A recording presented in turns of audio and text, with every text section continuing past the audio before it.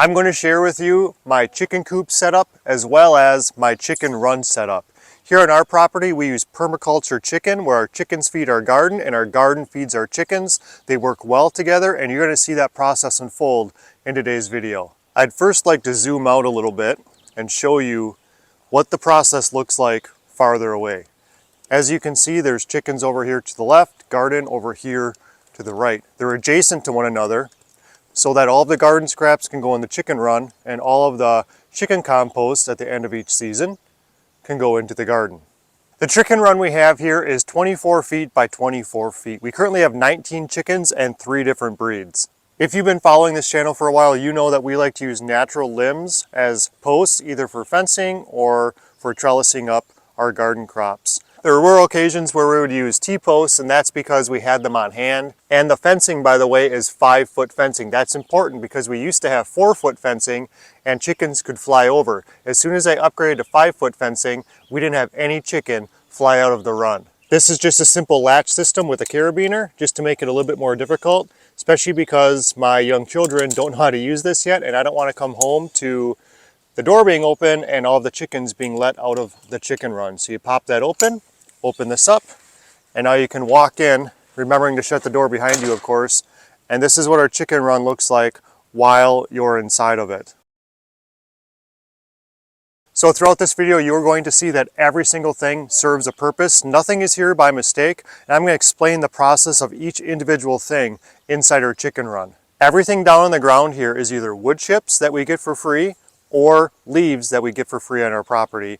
And what happens is the chickens compost that, till it up slightly, and then in the fall we take all of this on the ground, or not all of it, but a lot of it, underneath the top layer here, as you can see, and that goes directly onto our garden before the snowfall. Really quick, if you're wondering why this random corner is blocked off over here and happens to have potatoes in it, I explained that on my garden tour a couple videos ago. It's because in our garden over here we ran out of space for our potatoes, so we plant them right in here, directly on the ground, move the leaves, put the leaves back on top. We need to keep them separate for the chickens, so I just fence this off, this little corner here, and that gives the potatoes an opportunity to grow without being disturbed. Moving on over here, I purposely have this fire ring, which is an old culvert that somebody left on the property.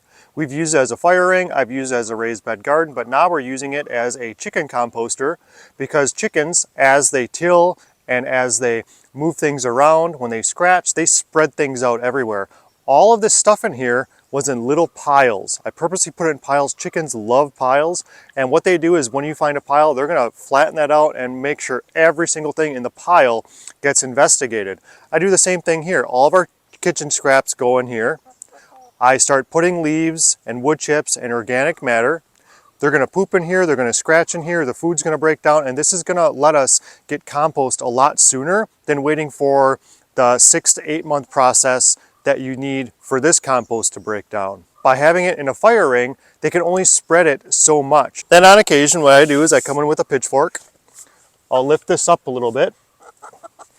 They get pretty interested when we throw our food scraps and some other things in here. I just turn this around, help speed up the process, and since it's in a controlled area, it doesn't take long to do this. Just go around the edge, tip it over, and you can already see that this stuff is starting to break down quite a bit. And this has only been in here 5 or 6 weeks, I would say.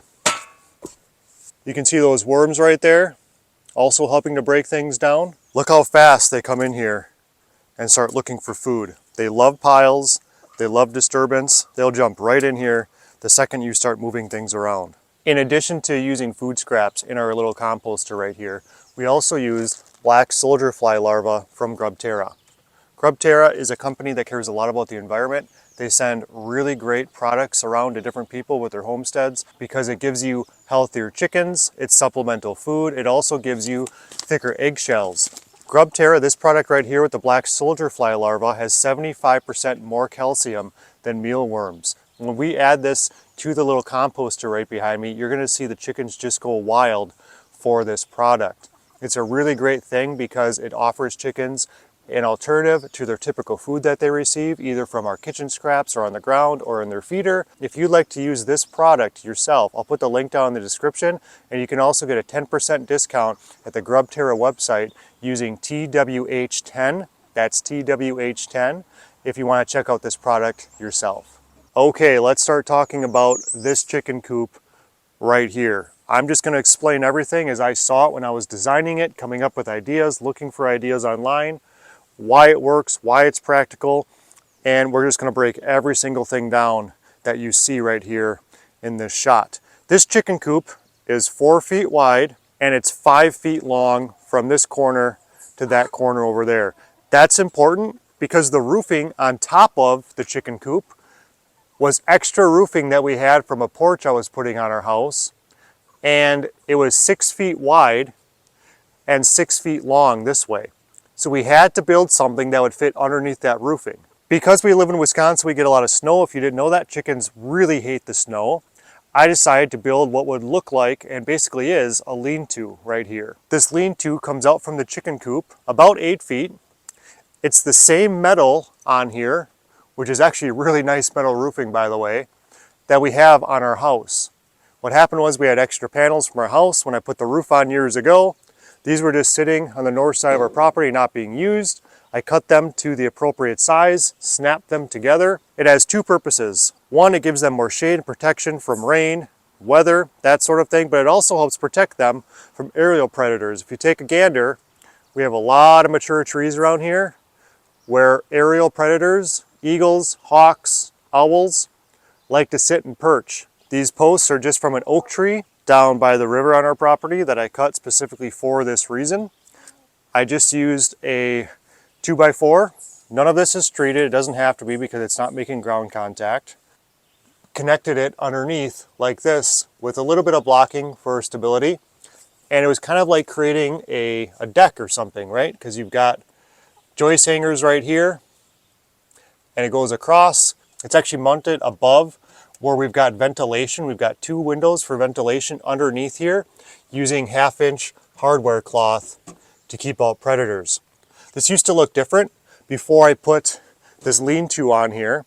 And what I mean by that is I had window trim around the entire thing, but in order for this to fit and be tight underneath this roof right here on top of the chicken coop for water to run off and go down this way, diverting water away from the coop, I need to take off this top piece of trim. The reason why this is so practical and it works so well for us, and it may work well for you too, is because it's a single pitched roof. You can have fancy chicken coops with all these different angles and having more of an A-frame style, but then you're dealing with angles, you're dealing with a fancier roof, more cutting. I think when you're dealing with animals, making things super practical and simple for yourself is key, and the animals really don't care what things look like. All of the water that lands either on the coop or on this lean-to is going to fall back this way. And at some point I am going to have a rain gutter system on here, a real cheap one, that's going to drip down and fill up that water container. And I also have a water container over here, just 2 of them. Nothing fancy, just blue pans that I put water in. I keep that one close enough so I can fill it up with a hose from outside of the run. And I keep this one close enough where if they're drinking water and there is an aerial predator somewhere around, they can scoot underneath this lean-to, or even better, underneath the coop back there. A question you're going to need to ask yourself before you build a coop on your property is whether the coop should be in the run or outside of the run. I've seen a lot of really cool coops outside of the run. That way you can work on it, you can do things without going into the chicken run itself. However, I like it inside the run because it offers more shade and predator protection underneath the coop. It's 2 feet tall underneath. You're not giving up any square footage by having the coop inside. I thought, well, if the coop's inside, we're gonna have less space for them to move around, but they can move around underneath it, so we're not losing any square footage. One thing I really like about this chicken coop as well is that you can access the eggs back here from the egg boxes, which we'll get to later on. My other favorite thing is that these doors simply open up and they're huge. They're the entire width of the coop. So I open that up. It has 2 basic exterior latches right there. The entire wall, so like the sheathing here, is the sheathing you would put underneath your roof before you put metal or shingles on top of it. So it's the cheapest stuff you can get. It's not treated, but instead I would use white barn and fence paint, which is the cheapest exterior paint you could pretty much get. So if you think of a traditional white barn at a farm or fences, you're going to use white barn fence paint. None of this wood is necessarily treated with the exception of the posts that it sits on. And the reason why I used The sheathing is because it's only a 1/2 inch thick, so it's going to keep things lighter rather than 3/4. You really don't need 3/4 in most applications. Another really cool thing I did, in my opinion, is that I use mostly 2x3s, so that's 2x3, more so than I use 2x4. The entire thing is framed out using 2x3s, with the exception of the posts, of course, those are 4x4s. But you can see 2x3 here, there, here, there as well. It's very simple. Back behind here are the nesting boxes. I'll show you that in a little bit. I have it blocked off because they're not currently laying yet. So we've got a door on this side, very big, 4 feet wide, I don't know, 3 feet tall or so.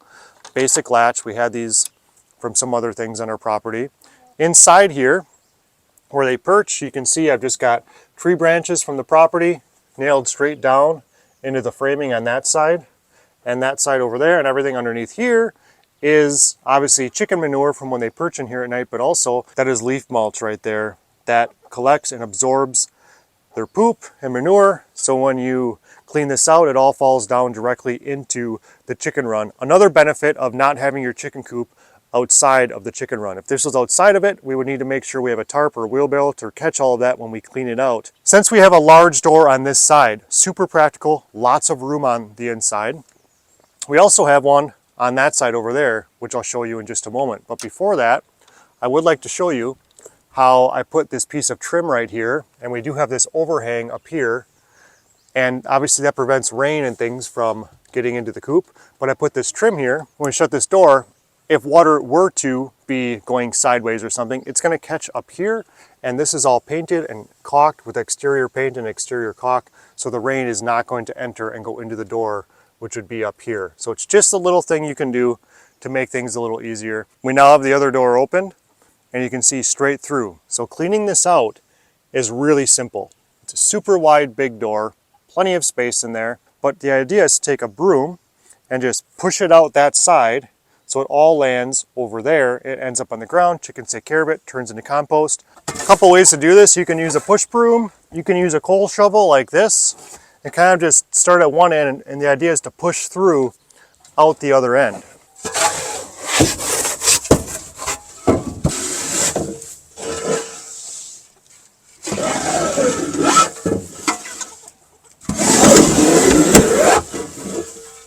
If you look inside there, you notice that there's a brown tarp on the bottom. That makes cleaning out so much easier. Fold it up on the sides a little bit so it's easier to clean out. Push this all out with a broom or a shovel. Most of it just falls right here. Now you can add more bedding. It's a nice way to keep your coop in good condition and lasting for a longer time. And this is just a 2x8.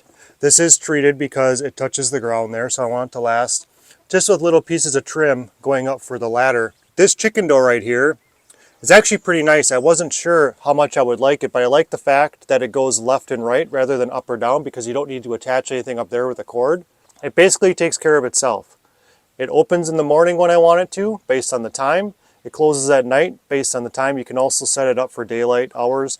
You can see this cord here, and I'm not sure what I'm going to do about this because the cord is not super long, but that goes up to a little solar panel that I leave on top of the chicken coop. You can charge this by plugging it in to like a battery bank or something with the cord, or you can use the solar panel, and the solar panel is more than enough to keep this charged at 100% all the time. I'll put the Amazon link down below in the description if you'd like to purchase that or you're interested in looking into that.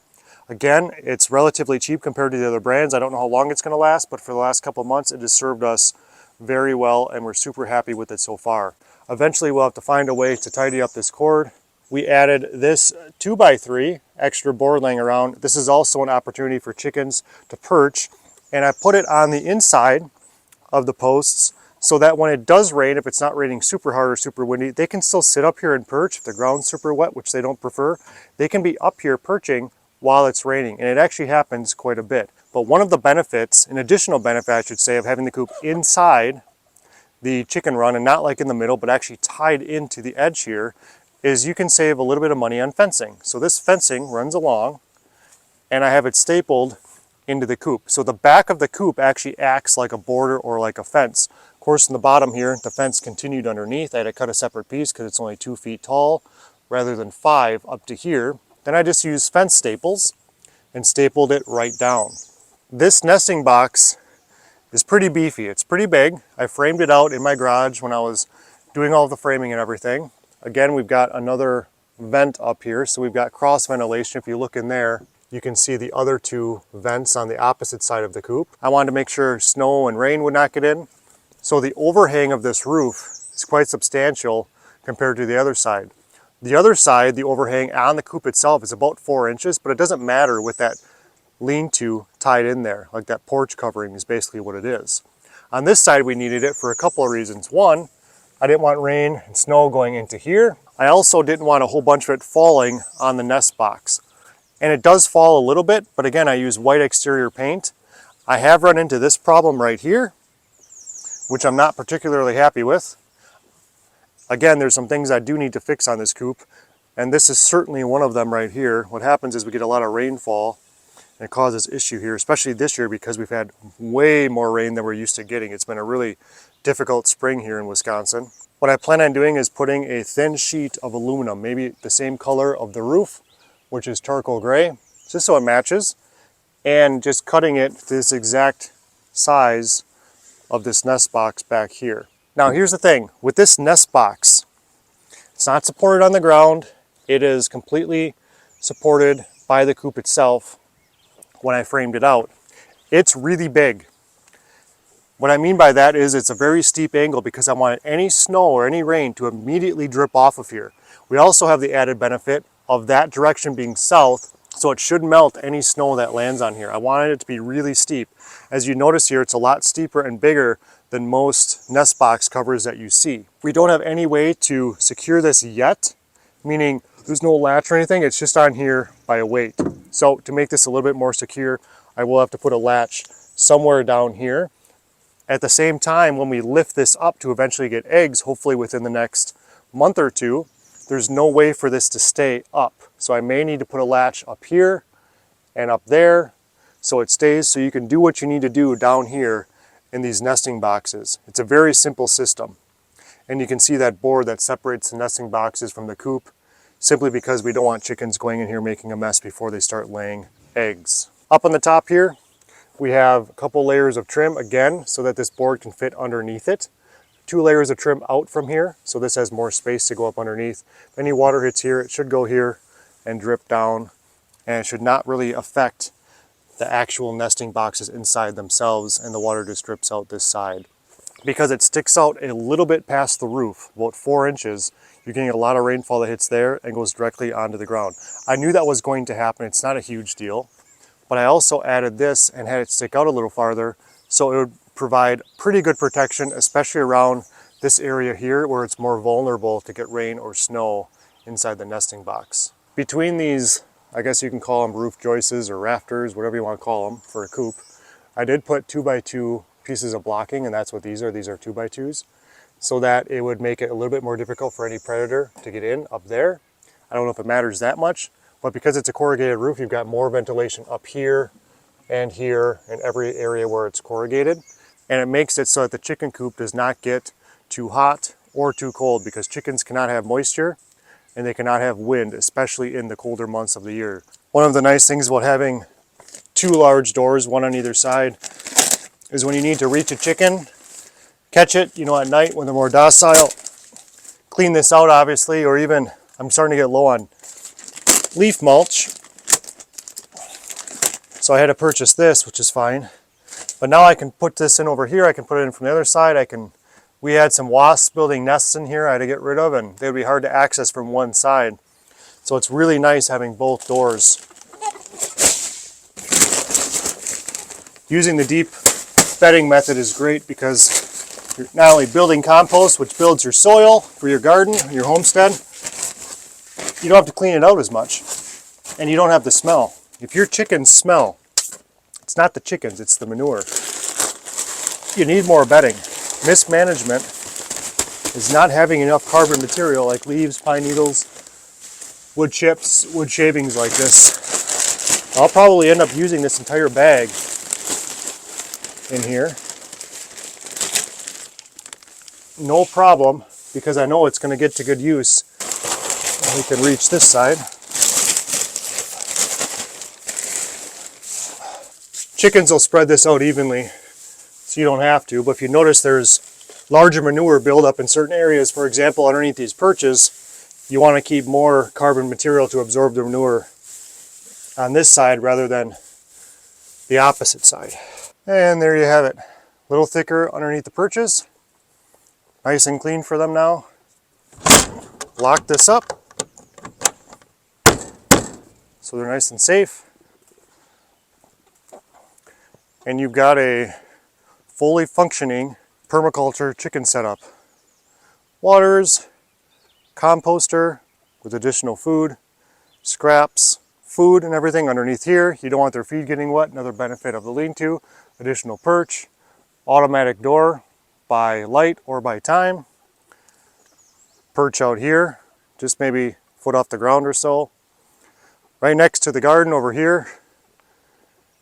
It really is a nice system once you get things set up.